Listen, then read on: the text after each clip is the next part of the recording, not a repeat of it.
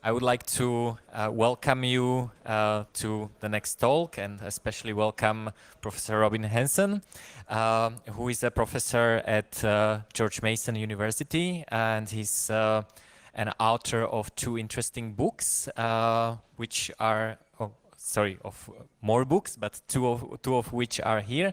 And they're both very interesting and very different. The Elephant in the Brain is about the hidden motives in our brains, in our minds, and tells about the reasons that we think we do some things is not the reason we that is really behind our actions. The Age of M is a very interesting book, and it talks about and future scenario where emulations of human brains become possible and how it will change society. If you like to read science fiction, this is similar, but it's not science fiction. It's more like an interesting textbook-like or scientific examination of this scenario. But many of you will probably know Robin Hanson because of his concept of futarchy, which is a way to use prediction markets to discover the best possible policies and scenarios in governance, but also in companies. And what I really like about his ideas is that, as Paul Rosenberg said, if we are going to opt out to something, we should really think about what we are opting out to. And Robin Hanson has some very unique and clever ideas that we should really consider about how this new society that we are going to opt out to should look like. And we should consider these options, which are not very intuitive. Well, many people would not just make them up. It really takes a lot of effort to come with such unique ideas. And what's interesting is that they might actually work. So please welcome Professor Robin Hanson. Thank you. Right.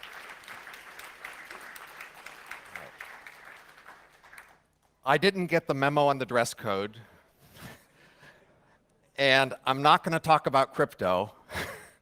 I'm going to talk about an idea for how we could radically change a part of society, but I don't know how to do it by opting out, sorry. So the story here is that in the old Soviet Union or China, they had the government run the food system, and the government told you what food you were going to get every week, and they decided what food to make and how to make it.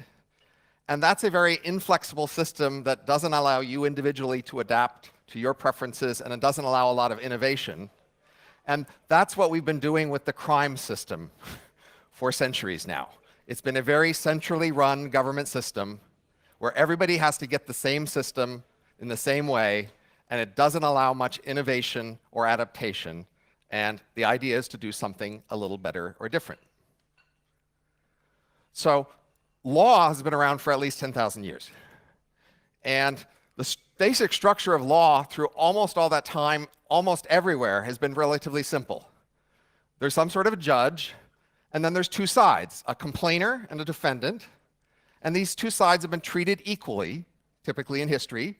They each have to go do whatever work they can to collect evidence, make their own arguments, and then if one side wins, the complainer wins, usually the other side has to give them cash.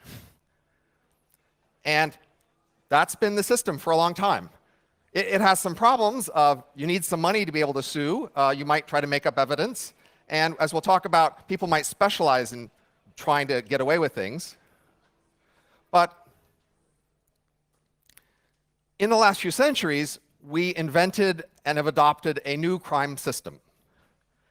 This new crime system, instead of having laws that come from tradition and general cultural perception, it comes more formally from agency rulings and legislature rulings. It tends to be focused on intentional harm. It tends to have two sides being an ordinary person and the government. And if there's a victim, they're not really involved in the process very much. And the government hires this prosecutor, they hire detectives, they set up all that side of it. They use all of their budget to push on one side, and the other side maybe gets a public defender who mostly says you should settle. And then the government punishes by choosing and paying for prison or other sorts of punishments. Why is crime law different? Why did we make up this new system? What's the point? Well, law is relatively easy when the thing that goes wrong arises out of ordinary interaction. So if your neighbor's tree falls on your yard, they didn't do it on purpose, they weren't planning it. You know your neighbor, you can find them, you can find evidence about them, they can't easily run away, you can get their assets. Ordinary law works pretty well for that case. But if you think about a bandit, say, who hides out between the towns waiting to pounce on people, there's somebody who are specializing in trying to get away with things. They're choosing a lifestyle where they hide themselves, they hide their assets, they hide evidence about them, and that makes it harder for the usual legal system to deal with the bandits and other people who specialize in crime. So in the ancient world, they just turned up some knobs to deal with that, which dealt with it okay. They killed people sometimes. Or if you couldn't pay a fine, they would sell you into slavery. They would hold an entire family clan liable for any one of them and what they did. And clans wanted to produce reputations for being treated well, and so they often put resources. And for the most part, that worked out. That is, they could discourage some relatively large harms through those mechanisms. But in the last few centuries, we've been reluctant to adopt those things. We don't sell people into slavery anymore. And so instead, we adopted this police system which is focused on these kind of specialists, people who are trying to get away with things. And so the government puts money into trying to find them, and the government puts money and effort into catching them and punishing them, and if they don't have money, we can use other forms of punishment, and that's been a way to deal with crime, to deal with this aspect of people specializing in getting away with things, which the old legal system didn't do so well for.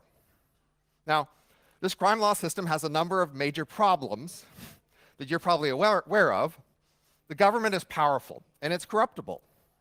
So the police get a lot more budget than the defense, even public defender. There can be bad incentives when the government gets money from things, like often in history they have made things up so they could get more revenue, or prison labor. There's a lot of parties in the government who can just excuse people from crimes. Not just the police, but the prosecutor. All sorts of people along the line can just say, nope, you're off the hook, because they choose not to prosecute or pursue. And as you may know, the police often create a blue wall of silence, where whatever rules they're supposed to follow, if they don't follow them, the other police don't catch them on it. They don't pursue them. And in particular, say, in many police departments, the internal affairs department, whose job it is to catch and find when police do things wrong, they report to the same chief of police who would be embarrassed if that were to become public. And so we have police who don't necessarily have to follow the rules. And this ability to push for plea bargains gives prosecutors enormous threats. They can take any one person and say, we're going to throw the book at you unless you give in, and they can take any of your friends and demand that they give evidence about you unless they'll push them, and this becomes a very powerful force. So we know that we've tried to limit the force, but it's been awkward. We hold a higher standard of proof in the government.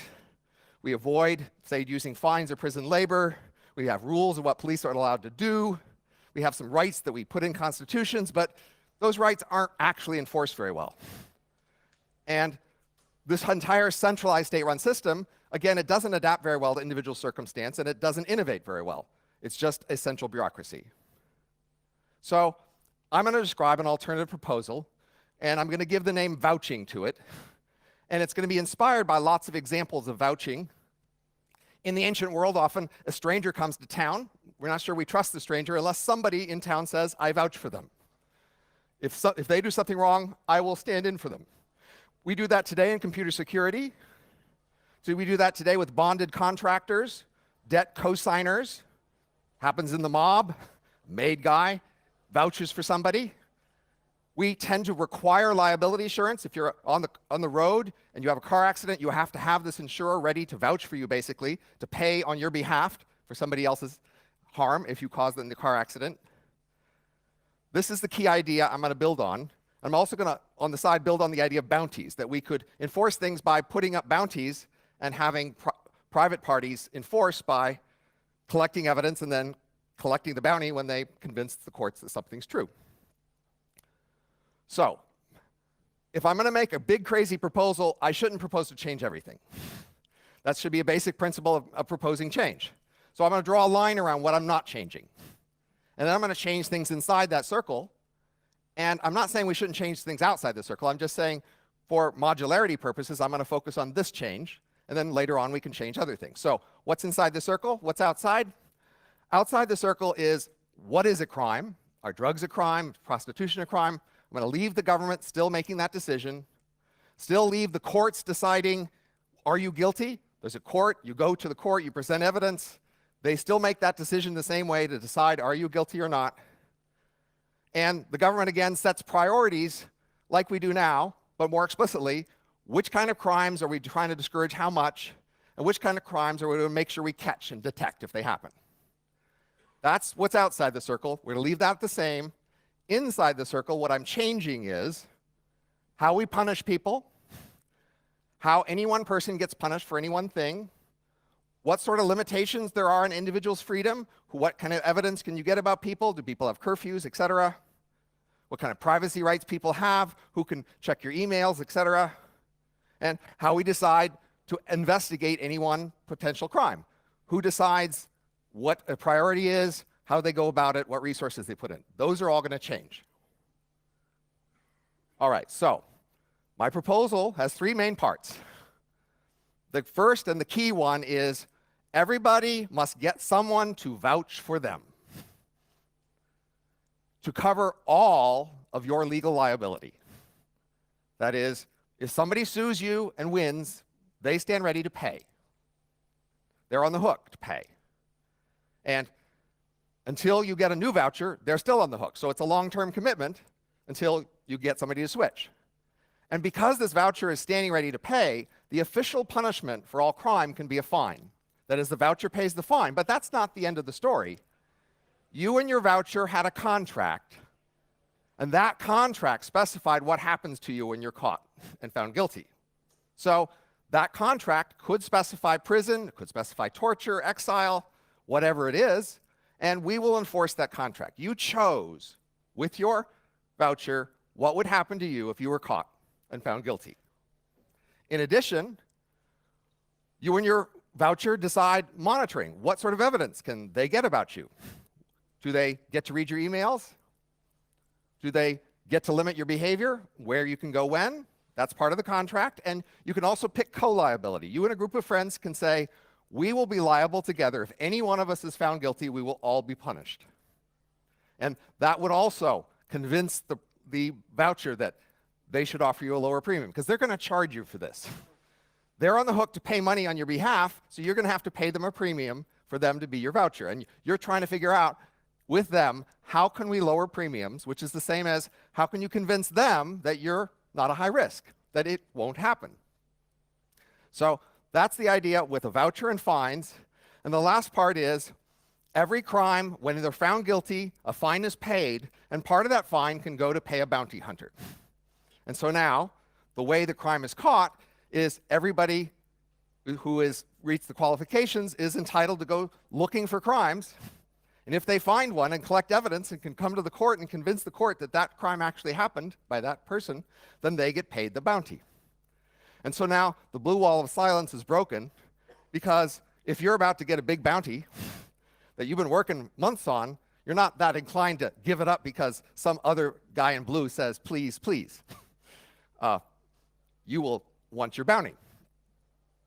And of course, this means laws will actually be enforced. There could still be discretion by judges in terms of whether someone's guilty or how strong the punishment should be.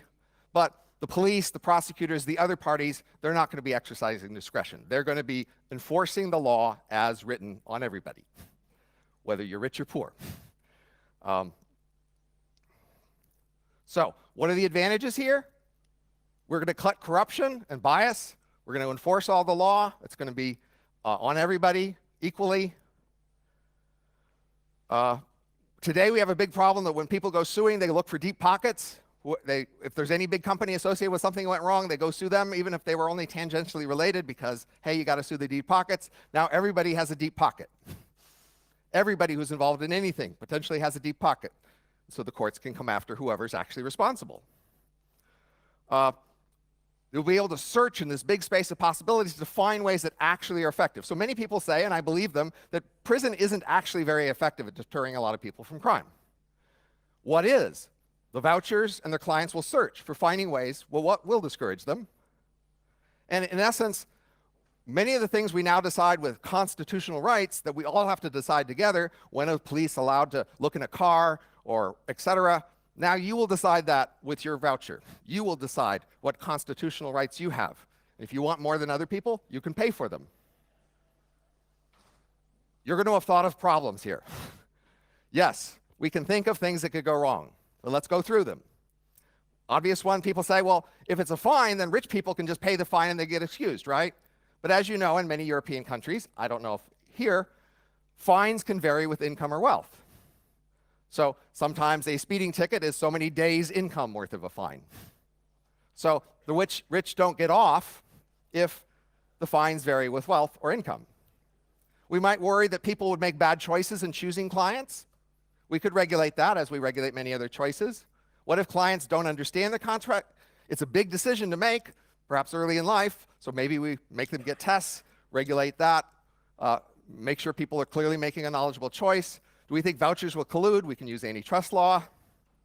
How do we know that everybody has a voucher? It's important that everybody does. I think it's feasible. Like today, pretty much all cars have a license plate because it's visible. We could do things like that with, say, RFID tags.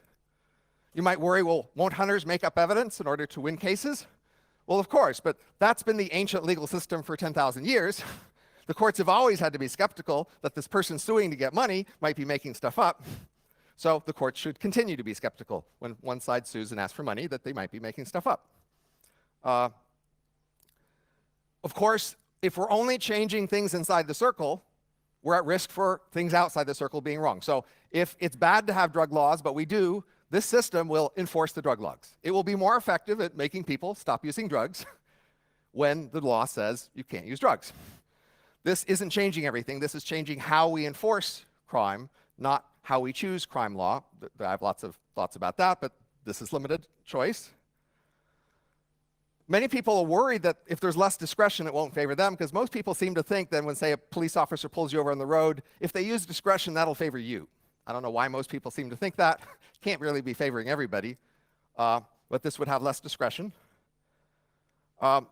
There's the obvious case of what happens to an ex-con who's poor. Somebody who has had a record of committing crimes, doesn't have a lot of money, they're going to be charged a high premium if they're getting the same contract as everybody else. But the system now allows us to vary the contract. So of course, if we feel sorry for this person, the rest of us could all subsidize this. We could all use redistribution and subsidize their premiums. That's always a possibility. But now we know we were doing it for a particular reason, for a reason. We might choose who we want to subsidize and who we thought was worthy. But if their subsidy isn't enough, they can now choose to change their lifestyle to reassure us. So it's like choosing someone to go on parole. We can be convinced they are safe to go on parole. Well, now the voucher is basically saying, what sort of arrangement do I feel safe with? So for example, if you work on a remote logging farm, you only go into town once a week in an escorted group, they can read your emails, your premiums are going to be low. You'll be able to handle that. Are your freedoms restricted? Yes. But that was the whole point of, say, parole or things, trying to say, if you look like a bad risk, maybe we don't want to treat you like everybody else. Maybe we need to find a way to limit our risk. And of course, there's an issue of how exactly to set the fine versus bounty. If you set the difference between the fine and the bounty too different, you get problems in two directions. And so I'd rather keep those numbers close to each other, which is quite feasible. So I've just given you a crazy sounding proposal. You can't do it with blockchain that I know of. And it's not something a small group of people can necessarily do on big things. It's about crime, which is something that large societies do. I claim that we created the crime law system over and above the usual law system because there was a specialist in crime, people who went out of the way, like a bandit, to hide themselves, their assets, and their evidence. And so we created this centralized system, which we've had for centuries, where a centralized government bureaucracy makes all these decisions about what to investigate, how, who to let off, how to punish, etc. And that's not very conducive to innovation or adaptation to individual circumstances.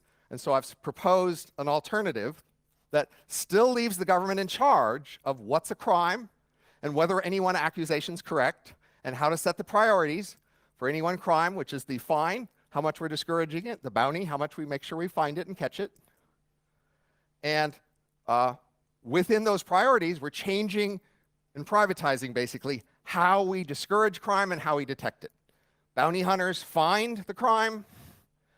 Vouchers discourage the crime. Everybody must get someone to vouch for them. An ancient tradition, in many contexts, somebody vouches for you. Your voucher, basically the criteria for them is they have to have enough money to pay the fine. If they can't pay the fine, they can't be a voucher. But if they can pay the fine, they're qualified. You make a contract with your voucher that says, if you're caught, they pay the fine, but then other things happen to you. And even before you're ever caught, they may have access to your emails, they may be able to give you an ankle bracelet, whatever it is that you and they can agree on. The rest of us can say, you guys have the incentive to reduce these fines. We can trust you to make those choices because we're covered. If something goes wrong, we're paid the fine. And we know that you don't want to pay the fine, so you're going to try to find a way to make that not happen. And then we can get rid of the blue wall of silence. We actually enforce whatever laws we put on the books. We actually can adjust the parameters. Whoever we think is a larger crime, we can change the fine. Whatever fine and the bounty, these knobs of the fine and the bounty, they can be adjusted for individual circumstances in terms of time of day, kind of victim, etc., as we like. That's all part of outside the circle I've drawn. Inside the circle is how we respond to those choices, how we discourage crime. Maybe we can let you choose with your voucher how to ensure the rest of us that you will not commit crime. And that's my proposal.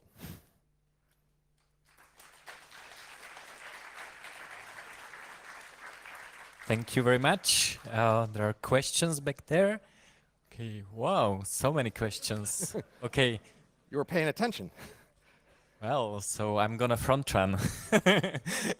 Okay, so my first question is if you can tie this to the concept of futarchy and maybe describe it. My idea would be, can vouchers make decisions based on prediction markets on what your premium is, for example?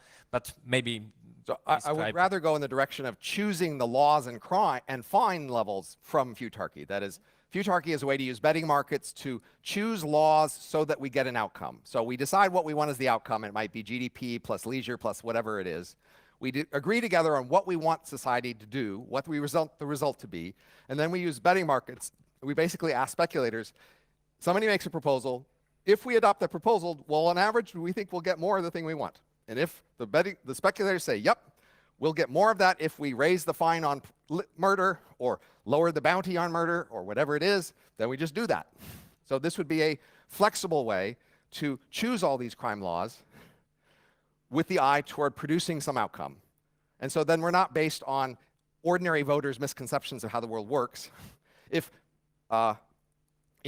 in fact raising the punishment on murder doesn't actually help, then we wouldn't do it. Making drugs illegal, if that doesn't actually help to get the outcomes we want from society, then we wouldn't do it. We wouldn't be based on ordinary voters believing that drug laws would help. It would be based on what speculators think, who know a lot more. Okay, thank you. Hi, Robin. A quick question for you. This is based on what I understand of your proposal. The assumption here is you're kind of assuming there's an information symmetry. Generally speaking, in governance, there's an information asymmetry. The people who enforce have higher information. Say, think about the government. They have more information about everything than an average citizen. So if you are proposing such a proposal that you're proposing currently, do you think it's going to work? I'm not understanding. So information asymmetries are all across life everywhere. They're in the current criminal law system. They would be in a new one. So what asymmetry do you think is the particular problem? If you want to enforce in any sense, it assumes that the set of people who are saying that something has been broken has access to the bigger picture. Whereas on an average, if you are a citizen or an average normal person, the resources that you have at your disposal to do the discovery is bounded. So in the traditional legal system, if you want to sue somebody, it's your job to go collect evidence and their job to collect evidence, and then you present the evidence to the court, and the court makes the decision. Obviously, initially, people don't know things. They go collect evidence, and the information asymmetry is reduced via the process of collecting evidence and presenting it to the court. That's how the legal system has worked for 10,000 years, and it works for everything else other than criminal law just fine, and it even works okay in criminal law. So we have the standard system for dealing with information asymmetry, i.e. detectives go detect evidence and information, they collect it, they present it to a court. Okay, I probably got it wrong then, sorry.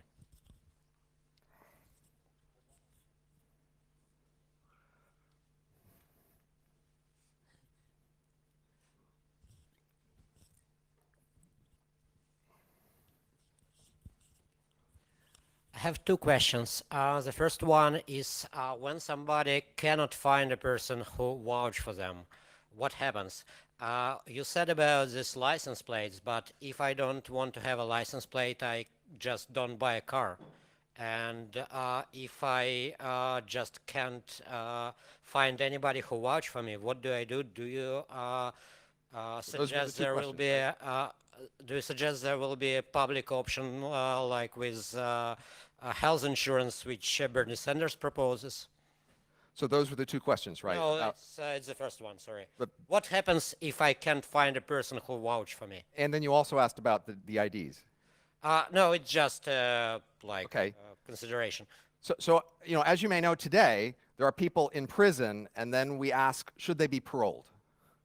And sometimes they say no.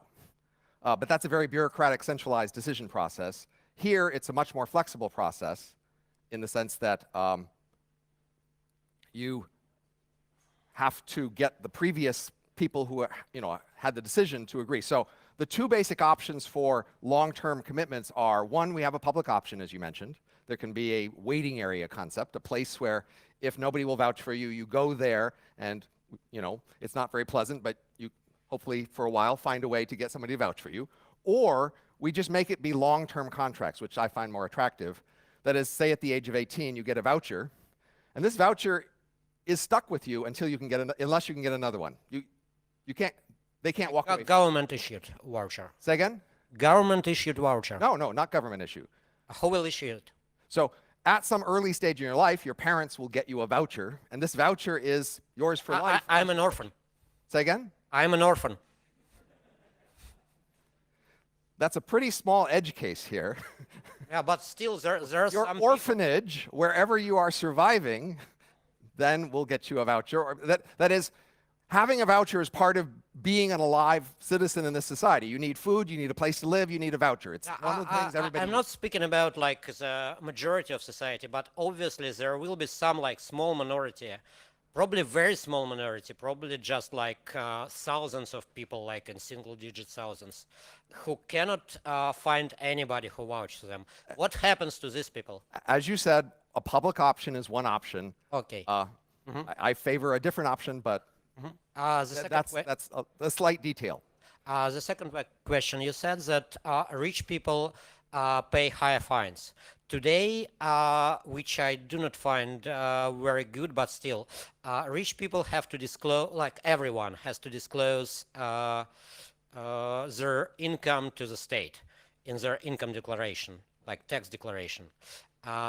And the state knows who is rich and who is poor, and if state finds on the basis of the income or wealth, it has information provided by a person, and if the person doesn't provide the information, he becomes criminal. So in this system, how do we know how much money a person have? Should he disclose it publicly, or how it works? That choice is independent of my proposal. So the current system, if it punishes you, it could make that punishment contingent on things like your wealth, but then it will need to find that out somehow. And that's also true of this alternative. Whatever the fine is dependent on, They will have to know that thing in order to set the fine dependent on it. That means they will either have a regular records to it or get records in this context to find out. That's just generically true of legal systems. They can only make rulings based on things they know. Yeah, but the difference is that today I disclose my income information to the agents of state who are obliged to keep it secret. And in this system, well, I'm not sure, but it logically follows, maybe there are other ways, but it logically follows that I should disclose it publicly to everyone to know how much money I earn. I don't see that. So today, again, there are countries where you have fines depending on your wealth. The courts, when they implement those fines, they have to find out your wealth. Presumably, they look up the government records. Yeah. This isn't any different. Again, if you're going to have a fine depending on something, information, they'll have to have that information or have a way to get it. That's just true of the system today, of this system, of any other system we could possibly imagine. So it's not a reason to like or dislike the system, because that's just a common feature of all legal systems. Thank you. But the court in your proposal is still run by state. Yeah, the same court. So I'm not. That's outside my circle. Yeah. How courts are run, who sets those decisions, that's outside the circle. So basically, you have proposed a system where most citizens will be subject to mega corporations who run the vouching systems, because surveillance has a severe economy of scale, which means that it is very profitable and very logical that the surveillance of normal population is centralized in large corporations that basically can then make their own rules. So basically, in a sense, what you have proposed here is the abolishment of basic human rights to large corporations that are essentially immune to checks and balances. I think you are making the concern of number 4. What if the vouchers had such enormous scale economies that there were a small number of vouchers and they therefore didn't compete very well and they took over and ran everybody? So today, private police and private detectives and private insurance is a pretty competitive industry. It's not taken over by a small number of huge firms. Today, in these industries, they have a lot of competition. I don't see any reason to expect that to change here. But if it did, we could use antitrust law just as we would for any other. As well as we do today for Facebook and Google, which would be logical contenders to do exactly that because they have the data already. I don't think being Facebook helps you be a voucher. I really don't. It's nothing else but an insurance system that you're proposing there, and that is exactly what Facebook and Google and whatever is getting into, because they have the data to calculate the better premiums, and the data gives them a competitive advantage towards newcomers on the market. That is why they're currently centralized. I actually expect churches to have a competitive advantage here. Not Facebook. You're looking for an organization that you have strong ties with, where those people will actually watch out for you and intervene in your life if they see you going wrong. Facebook or Google are not those sorts of deeply involved people in your life. Well, think of your employer or your family or your church. Those would be the organizations that would be best suited to be a voucher, because they need to know, not just know things about you, they need to be involved in your life. That is exactly what Facebook and Google are for the most people on this planet right now. I'm sorry. They have the closest relationship to most people right now. I guarantee you that you don't have to choose Facebook for your voucher. If you don't like Facebook, don't choose them. If somebody else wants to choose Facebook, let them, but you have the entire world of organizations available to you to choose as your voucher. Anybody who has money to pay your fine can be a voucher. You pick anyone who meets that criteria. That's the rule here. You pick anyone who just has the money, they're willing to back you up, they're your voucher. Okay, so what about celebrities? Like you mentioned churches. In America, you have these guys, the priests who run mega churches, and they have millions of followers. They can persuade people to vouch for them, and they can be untouchable because they have mission from Jesus. And millions of people vouch for their sanctity or whatever. And if you can convince millions of people to hand you money every week, you've got a money pump, and that's a problem right there. This is only a side effect of that. So the fact that you can use this big pile of money to pay for vouching is just a small thing compared to the larger problem that you've got all these people handing you money all the time. Maybe there will be some guy who will persuade somebody to like vouch for them, and then they will kill people live on the live TV, and you know he's untouchable because of. If we don't like that, we can raise the fine for killing people on live TV. We can raise it as high as we like. Turn that knob to the max. You know, that's outside the scope of my Okay. proposal. Deciding that that's a bad thing and you want it to stop is just One more something edge case from the boundary of inner and outer circle. So if you have, like, for example, bunch of hobos on the street, and who checks for them? Who asks them who vouches for you, guy on the street? So it's worth remembering what the existing legal criminal law system is like. Remember? So police have rules they don't have to follow. They can be bribed. You can be pressured into admitting guilt when you aren't guilty because you can't afford to sue the police who have a lot more resources than you, and they can take any of your friends and make them testify against you by threatening them in the same way. That's the world you have now. I'm not proposing this as perfect. I'm proposing it as better than what you have now. Hello, over here. Thank you for an interesting talk.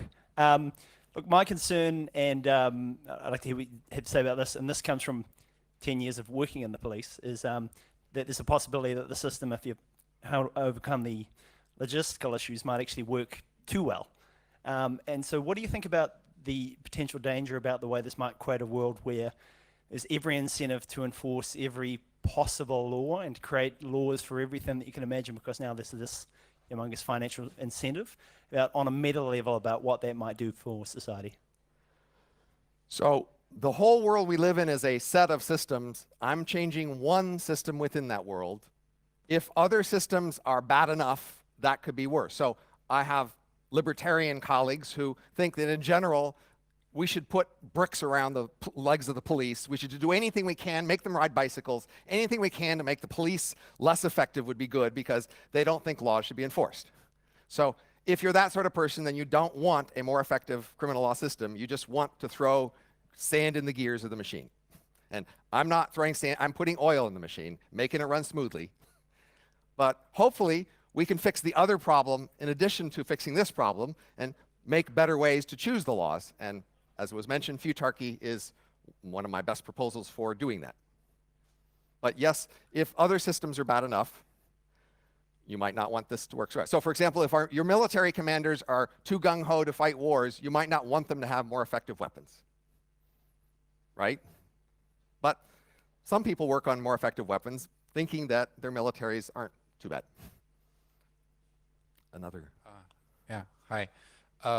So yeah, loved your talk. Who vouches for the vouchers? So if you have a church, let's call it Scientology, for example, and For example. yeah, for example, and let's say they actually vouch for all their followers, but then it's found out that they're actually conspiring, so they are, like the church itself becomes liable for some criminal offense. So who would vouch for the church? So I've chosen this word vouching because it has a nice emotional punch, but if you notice, technically it's an insurance company. And in insurance today, we have something called reinsurance. Most insurance companies don't just go based on their capital. They go on having a reinsurance contract to cover their risk, which is why you can trust an insurance company that might not be around if they're reinsured. So here, the vouchers themselves should be vouched. And there's a technical question of how exactly you set the maximum amount they should be, ready to pay. It's not clear there should be a maximum, but if there is, there's a question there. But the basic idea is the vouchers are vouched, just as today insurers are insured. Hello, I'm here. Thank you. You have put a great proposal of privatizing law enforcement industry. I like it very much.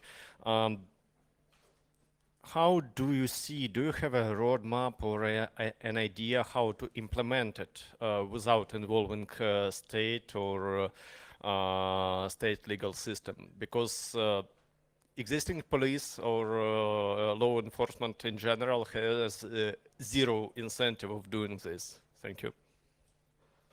Well, in general, for innovation, as with futarchy, I think the proper path is smaller to larger scale trials. So you don't go immediately to getting a new constitution that changes everything. You try smaller scale versions. So we do have a smaller scale version in terms of how we do automobile insurance, for example. We could continue to have other smaller scale versions. We could say have bounty hunters who get parking fines. We could move in those directions. There's a lot of margins on which we could slowly experiment more. Private organizations can use this when they have internal rules that they enforce. Even a church, for example. If they say anybody in the church who finds a violation gets paid a bounty, everybody in the church must have somebody vouch for them in order to cover what they might do wrong in the church, then a church could do things like this. There's a very wide range of possible trials. In my work on futarchy, I've found that it's relatively easy to give abstract arguments that persuade people. It's very hard to get them to actually move and do anything.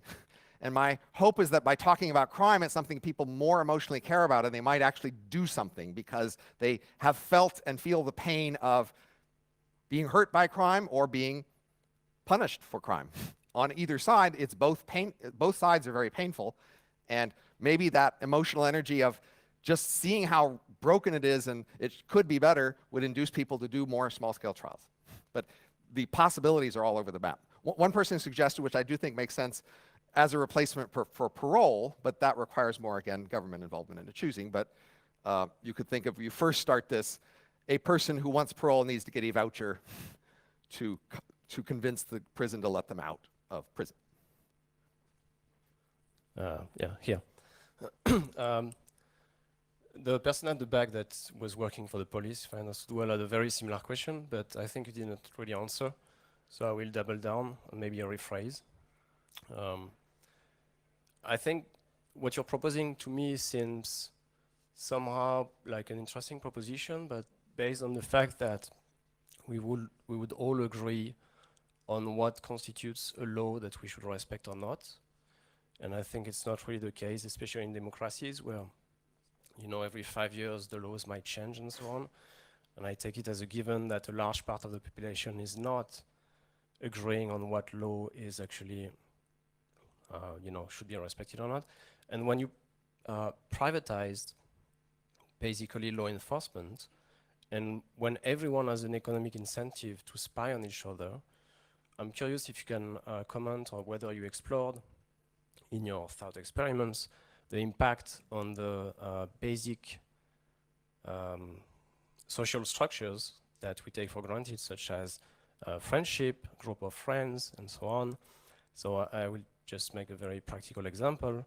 If I go out and smoke a joint with some friends, because we all agree that the law is written that we are not supposed to smoke, but we're all fine with that, what would become of my group of friends if they all have an economic incentive to take a picture of me smoking a joint and then send that to a bounty hunter in a way that is anonymous? I would never even know which friend is betraying me. So, yeah, can you comment on Yes. what impact it would have on everything that we take for granted right now? There's two issues here. One is what happens when law is more strongly enforced, and the other is what happens when your people around you might testify against you or give evidence about you. So on the first part, when something can be made more efficient, you can use that more efficiency in two different ways. So we could either keep the laws we have now enforced at a similar level and just greatly lower the cost we suffer from enforcing the law, or we could suffer a similar level of cost at enforcing the law and then have laws more strongly enforced. We can choose anything along that spectrum as our option. We don't have to change to a different world in terms of how often things get forced or caught. We could hold that constant and just greatly reduce how long people spend in prison and how much we're spending on that, et cetera. That would be one of the options. Now, today in law, you are all typically have to stand ready to testify against any of the rest of you with a very limited number of exceptions. So spouses or therapists or priests have some exceptions, but pretty much all the rest of you are compelled to testify against any of the rest of you if the police demand it and the courts demand it. So you're already in the situation where your friendships are threatened by the fact that you could each be forced to testify against the other. Now, We could, of course, in your contract with your voucher, you could specify that you don't have to testify against your spouse or whatever it is. That is, those are part of the parameters now that we decide everybody has to agree on together that you could now decide separately. Because the system allows you to choose the level of rights you have there, and then it compensates through the level of fine. You can decide if you want to protect you and your friends that way, you can do that, and then you may pay a higher fine. But you would probably actually get a lower premium in the sense that if you pick co-liability, say you and a group of friends say, we will each be liable if any one of us is caught. Now, you don't want to tell on each other, but you also want to prevent each other from doing things. So if you think about that counterfactual, you can imagine having less to fear from your friends and associates telling on you, but of course more to fear that they will pressure you not to violate crime laws, which would be good if crime laws were good, and obviously bad if crime laws were bad. But again, you don't have to change the level of enforcement of crime in general. You could just lower the cost that we suffer from enforcing the laws that we have. I think the comparison or with car liability insurance is not correct, because in car accident, you're normally talking about not intentional accident.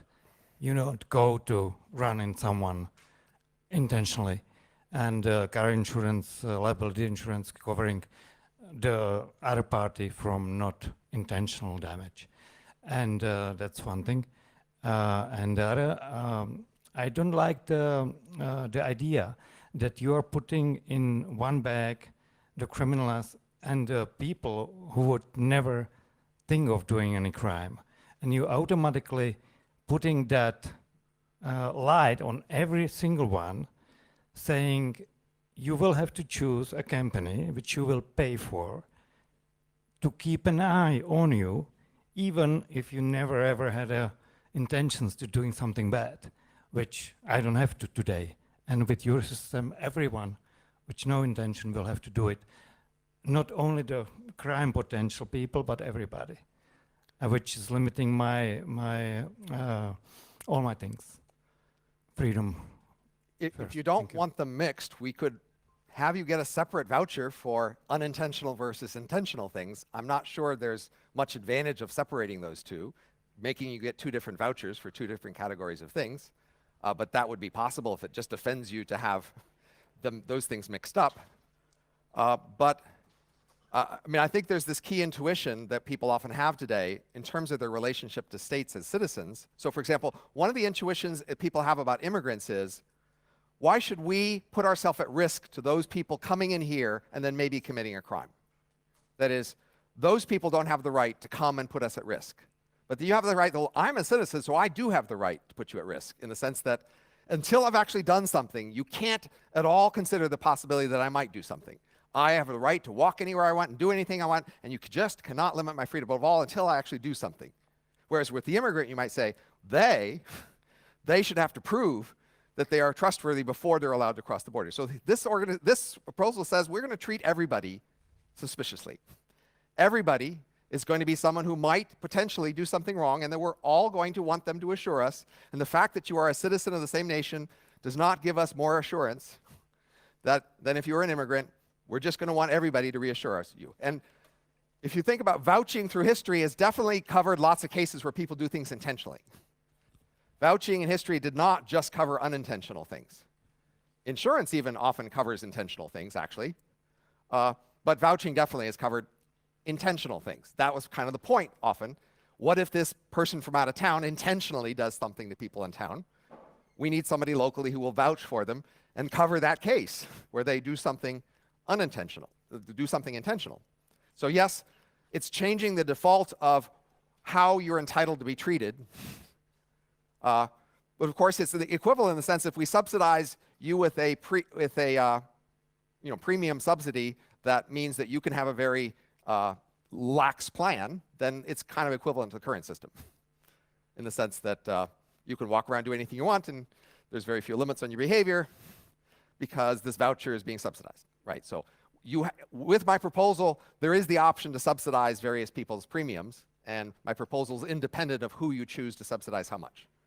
And so if there are some people say, you know what, that person was a soldier and they helped the nation, so they should get this entitled treatment of not being suspected, they should be above suspicion, fine. You can achieve that outcome through a subsidy. You say, fine, you get this public option, say, you make a public option for ex-soldiers who say, ex-soldiers get the public option, vouching that covers the following terms. That would be a thing you could do. And people who don't intend to commit crimes pay for crime enforcement right now through taxes anyway. Of course. So, people who don't intend to have car accidents have to pay for auto insurance. People who don't intend to have their house burned down have to buy house insurance. Yes. Yeah. One last question. Or here, yes.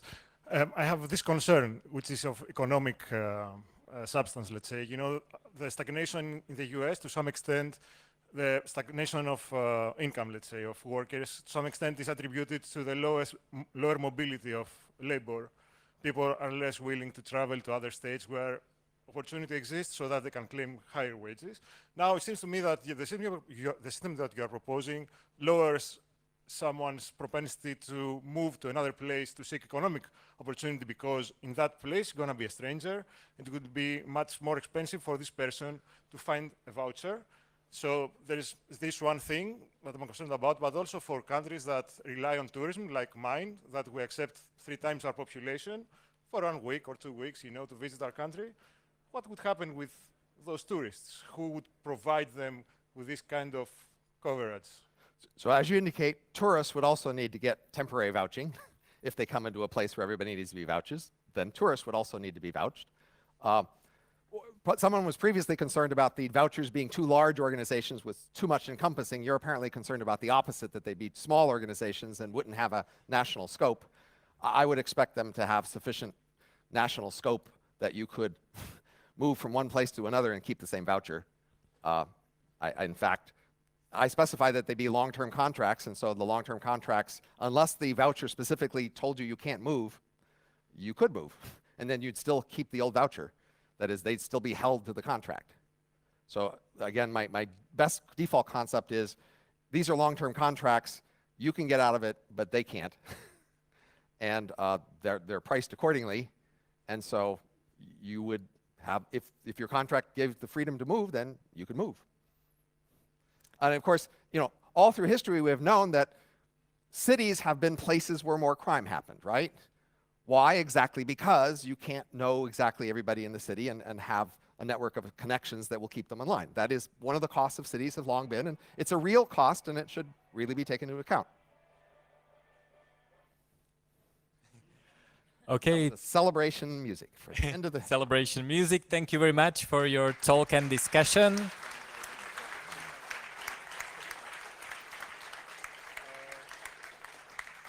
And the next session here will be the movie Libertas and the presentation of the preliminary movie. So, thank you. Didn't need a whole time, did I?